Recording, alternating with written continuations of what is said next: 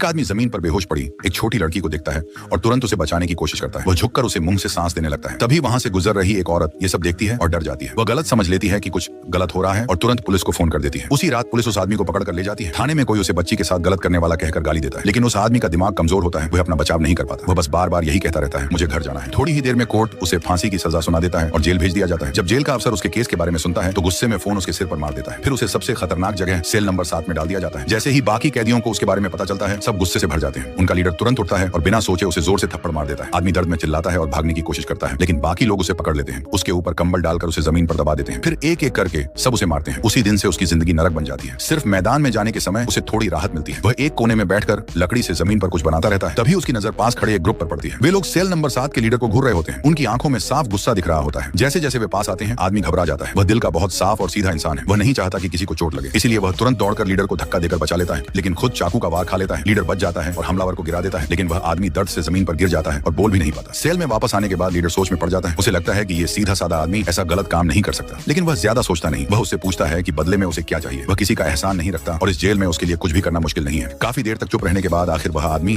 अपनी बात कहता है। लीडर उसकी बात सुनकर चौंक जाता है, लेकिन वादा कर चुका होता है, इसलिए प्लान बनाता है। चर्च में होने वाले एक प्रोग्राम के दौरान वह लड़की को चुपके से अंदर ले आता है। पीछे के हंगामे का फायदा उठाकर वह जैरी से उसे एक बॉक्स में छुपा देता है। फिर उस बॉक्स को धक्का देकर सेल नंबर 7 तक ले जाते हैं। सेल के अंदर लड़की बॉक्स से बाहर निकलती है। उसे बिल्कुल डर नहीं लगता। वह चारों तरफ बड़ी उत्सुकता से देखने लगती है। लीडर उससे पूछता है, डर लग रहा है क्या? लेकिन वह उसे नजरअंदाज कर देती है और एक कोने की तरफ देखती रहती है। आदमी जैसे ही पीछे मुड़ता है वह हैरान रह जाता है। उसकी आंखें भर आती हैं। वह रोते हुए उसके पास जाता है और उसे जोर से गले लगा लेता है। जैसे ही लड़की अपने पापा को देखती है वह तुरंत रोने लगती है। वह छोटे छोटे हाथ हिलाते हुए पूछती है, आप बिना बताए क्यों चले गए? लेकिन आदमी के पास कोई जवाब नहीं होता। वह बस बार बार माफी मांगता रहता है। बाकी कैदी चुपचाप ये सब देखते रहते हैं। उन्होंने ऐसा सीन पहले कभी नहीं देखा होता। यहाँ तक कि लीडर भी कुछ नहीं बोलता। उसे डर होता है कि गार्ड्स को पता न चल जाए, लेकिन तभी हरे कपड़े वाला लेख घबरा जाता है। अगर लड़की पकड़ी गई तो सबकी सजा बढ़ जाएगी। वह दौड़कर दरवाजे के पास जाता है और गार्ड्स को बुलाने लगता है। सेल में अफरा तफरी मच जाती है। लड़की उससे कहती है, कृपया मत बताओ, लेकिन वह और जोर से चिल्लाता है। बाकी कैदी उसका मुंह बंद कर देते हैं, लेकिन शायद देर हो चुकी होती है। लड़की जल्दी से दरवाजे के पीछे जाकर बैठ जाती है और रोने लगती है। जैसे ही गार्ड आता है लेख डर के मारे कांपने लगता है और सच बताने ही वाला होता है। तभी लड़की उसका हाथ पकड़ लेती है। वह रुक जाता है। लड़की रोते हुए सिर हिलाकर उसे चुप रहने के लिए कहती है। लेख के चेहरे पर साफ दिखता है कि वह अंदर से लड़ रहा है। एक पल के लिए लगता है कि वह सब बता देगा, लेकिन आखिर में वह बात बदल देता है। सब लोग चैन की सांस लेते हैं। गार्ड थोड़ा शक करता है, लेकिन फिर कुछ नहीं कहता। वह अंदर एक रोटी फेंकता है और गुस्से में चला जाता है। गार्ड के जाते ही लड़की दौड़कर अपने पापा के गले लग जाती है। वह उसे धीरे बोलने को कहती है। उसकी समझदारी देखकर सेल के सभी लोग हैरान रह जाते हैं।